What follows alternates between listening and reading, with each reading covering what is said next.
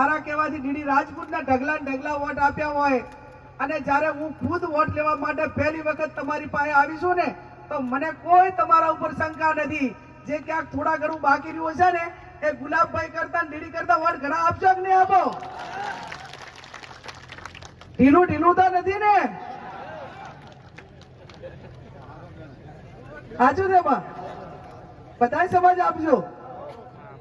તો હું મારા સમાજ વતી તમને બધા સમાજને ખાતરી આપું છું કે કદાચ ગુલાબભાઈને મારા કહેવાથી આપ્યા હોય, ડીડીને મારા કહેવાથી આપ્યા હોય, તો આવનાર સમયની અંદર દલિત સમાજ હોય, રબારી સમાજ હોય, ચૌધરી સમાજ હોય, 18 આલમને મારા ઠાકોર સમાજ વતી તમને ખાતરી આપું છું કે તમે અમને વેત નમશો તો આવતીકાલે હાથ નમવાની જવાબદારી ઠાકોર સમાજની ગેરીબેનની.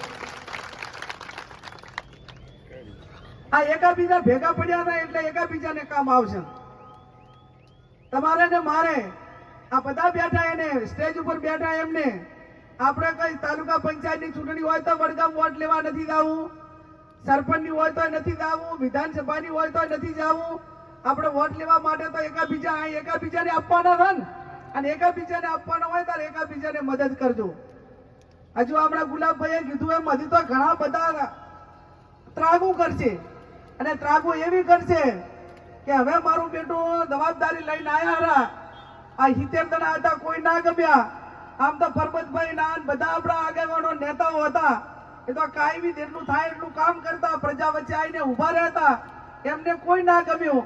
અને મારું શું કદાચ કોકનું ઘરનું વડીલ ડાયાથી આપણું ઘરનું પોતાનું આઈનું કોઈ આગેવાન હોય અને ઘરનો વડીલ હોય ને તો ઘરના વડીલ આપણે ધોળ ધોળે તોય ખમાય, પણ આ બારીથી આવીને કાયમ સોટી ભરે છે ને એ સોટી ખમાતી નથી. અને એ પણ બુથના આંકડા લઈને ફરે. આ ગામમાં મને કેટલા વોટ આપ્યા એ પ્રમાણે કામ થાય છે. તો આંકડા લઈને રાધનપુર નિયર રહેવું હતું ને, આ શું કામ કરે નોતરું આલ્યું હતું એમ. એવા જ આંકડા પ્રજાનો પ્રતિનિધિ ચૂંટાય એટલે બધાનો કોઈ પક્ષનો ના હોય, કોઈ સમાજનો ના હોય, એને આંકડા લઈને ના ફરવાનું હોય. એને ગામની અંદર જે કઈ નાના મોટું કામ ભણાવે એ કામ કરવાની જવાબદારી હોય.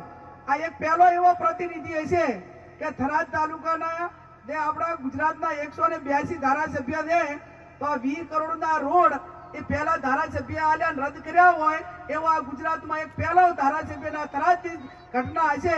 બાકી આજ સુધી આ જે સામે પંચાયતનું મકાન છે એ કોઈ કે બનાવ્યું હોય તો શું અત્યારના ધારાસભ્યને પાડી દે? અત્યારે હવે કોઈ ધારાસભ્ય કામ નાના મોટા કરશે એટલે શું ભવિષ્યમાં બીજો કોઈ આવશે એને કોઈ રદ કરીને પાડી દે? આ એક નાનાપણું છે, એક આ ટૂંકો વિચાર છે. એમને ગુજરાત સરકારમાં બેઠા હોય કોઈ ધારાસભ્ય તો જે મંજૂર થયા એનાથી બીજા ઘણા કરાવે, પણ જેનું મંજૂર થયું એનું રદ કરાવરાય નહીં. અને જેના પણ રસ્તા રદ કરાયા છે ને એને આ જવાબ આપવા માટેનો સમય આવ્યો છે. ગામમાં ભાજપ વાળા કોઈ પ્રચાર કરવા આવે ને એટલે કહેજો કે તમારી તો તાકાત નથી અમારા ગામનો રોડ મંજૂર કરાવવાની, પણ અમારા ધારાસભ્ય જે તે વખતના એ મંજૂર કરાયો હતો ને એનો એ રોડ પણ તમે રદ કરાયો છે. તમારે અમારા ગામમાં આવવા માટેનો અધિકાર નથી. આટલું તમે કહેશો ને એટલે ખબર પડે અને બીજી વખત અલીવ ના કરે. પણ જો તમે વારે ઘડીએ એકનું એક સહન કરશો તો બીજી વખત અન્યાય કરવા માટેના પ્રયત્નો કરશે. ત્યારે આપ સૌ અહીંયા મોટી સંખ્યામાં હાજર રહ્યા છો. 15મી તારીખે ફોર્મ ભરવાનું છે અને 7મી તારીખે મતદાન છે. સરપંચોની ચૂંટણી હોય ત્યારે બધા એમ કે ગુલાબભાઈ ચૂંટણી લડતા હોય અને પેલા 5 પછી આગેવાનો મળે અને આગેવાનો એમ કે ભાઈ હારું ગુલાબભાઈ તમે પેલા આવ્યા છો, પછી બીજી વખત ભીખાલાલ જાય તો ભીખાલાલ કે ભાઈ મારે ચૂંટણી લડવી છે, તમે મારા ભેગા રહેશો કે ના? ભીખાભાઈ હવે તો ગુલાબભાઈ પેલા આવ્યા હતા એટલે એમની જોડે બંધાઈ ગયા હતા, હવે અમે તમારી જોડે વોટ અમને તમને આપી શકાય એમ નથી, એટલે હું આ પહેલી આવી છું છે. બંધાણા તો નથી ને બાદ એમ આ તમારી પાસે હા મીટિંગ કરીને ગયા પણ બંધાણા નથી. મારા માટે જગ્યા રાખી દે ને બધે. ત્યારે આપ સૌ 7મી તારીખે કોંગ્રેસના પંજાને વોટ આપી વિજય બનાવજો.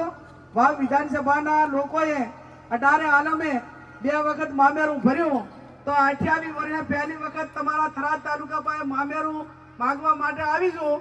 એ મામેરામાં મારે હીરા મોતી પૈસા નથી જોતા.